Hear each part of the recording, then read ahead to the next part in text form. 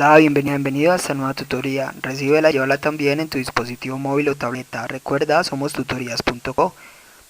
Comillas. Cuando más oscuro están las cosas, más cerca está la luz. No pares de innovar. Comillas. Como se observa en la figura, el ejercicio planteado consiste en crear un algoritmo que permita generar números aleatorios. Planteamos la solución en un programa de 34 líneas.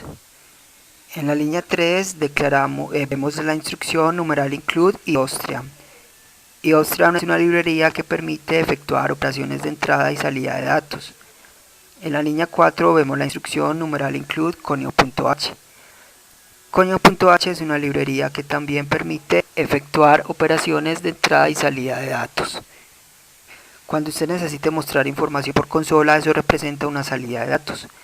Cuando usted necesite capturar información que el usuario ingrese, eso representa una entrada de datos.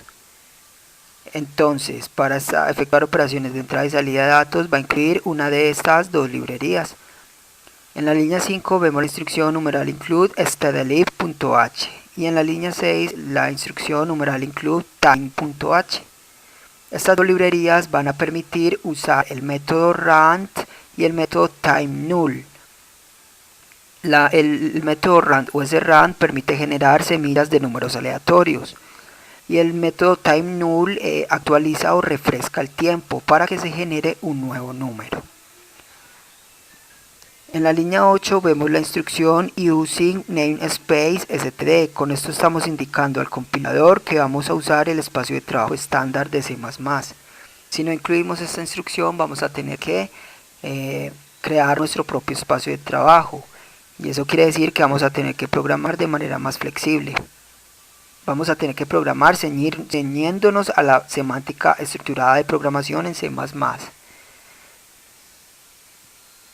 Entre las líneas 10 a 34 vemos el main. El main es el método principal del programa. Cuando un programa compila, ocurre que se incluyen las librerías, se mira el espacio de trabajo a usar y se busca el main. En la línea 12 vemos la función srand y como argumento la función timeNull.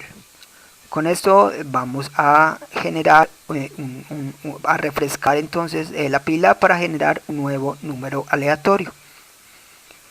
En la línea 13 declaramos una variable llamada x de tipo entero. Recuerde que las variables de tipo entero solamente recibirán datos numéricos enteros y no decimales. En la línea 17 entonces vemos cómo vamos a generar un número entre el 1 y el 1000. Para eso entonces vamos a, en la línea 17 a una variable x le asignamos la función rand sobre 32767.1 y eso lo multiplicamos por 1001. De esta manera entonces estaremos generando números aleatorios entre el 1 y el 1000. Mire que antes de la operación rand lo que vemos es un int entre paréntesis. Eso es un casting. Un casting es una conversión forzosa de un tipo de dato a otro. Estamos garantizando entonces que ese número aleatorio generado lo convierta entero y lo almacene en la variable x. En la línea 18 vemos la instrucción code. Code permite mostrar información por pantalla. Cuando usted necesite mostrar información por consola, entonces va a usar la instrucción code, luego los símbolos menor menor y entre comillas dobles el mensaje a mostrar. Si va a imprimir variables también, entonces para separar las variables del texto va a usar los símbolos de menor menor. En este caso imprimimos la x, que es una variable, y un backslash t. Un backslash t es un espacio largo, es decir, un tabulador. Ahora en la línea 22 vamos a ver cómo podemos generar números entre el 20 y el 30. Vemos entonces que simplemente en la línea 22 le vamos a asignar a x 20 más y nuevamente generamos entonces el número aleatorio. Observe que la instrucción es similar, es rand, invocamos el método rand, lo dividimos entre la constante 32767.1, en este caso lo multiplicamos por 11. ¿Sí? ¿Por qué? Porque ya tenemos el 20, ahora vamos a mirar del 1 al 10 cuál genera. En la línea 23 imprimimos entonces la X, el número generado. Ahora, si necesitáramos imprimir muchos números aleatorios, recuerde que para eso usamos las estructuras repetitivas. Una estructura repetitiva permite generar o permite ejecutar líneas de código repetidamente, aprovechando así la velocidad de procesamiento de datos de un computador.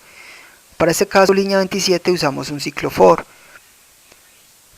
cuya variable controladora es la i y va a tomar valores desde 1 hasta 40 hasta 50, es decir, i menor o igual a 50, y se va a incrementar de 1 en 1.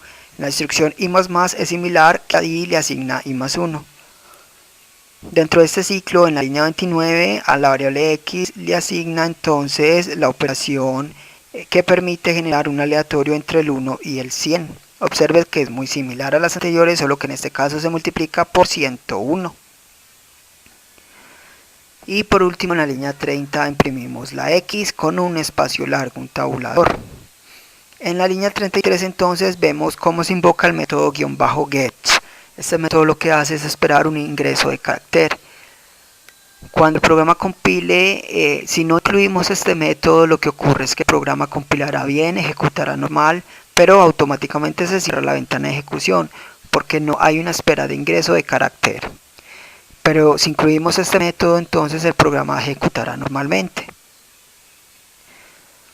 Esta fue la tutoría del ejercicio, crear un algoritmo que permita generar números aleatorios. Repasa la teoría, resuelve nuestro test y practica un algoritmo en el tablero. Si esto te gustó o no, te invitamos a discutirlo y a valorar la experiencia de esta tutoría. Recuerda, somos tutorías.co, trinamos como @tutorías, posteamos en Facebook y Google Plus como Tutorías Colombia. Pregúntanos, contáctanos, haz parte de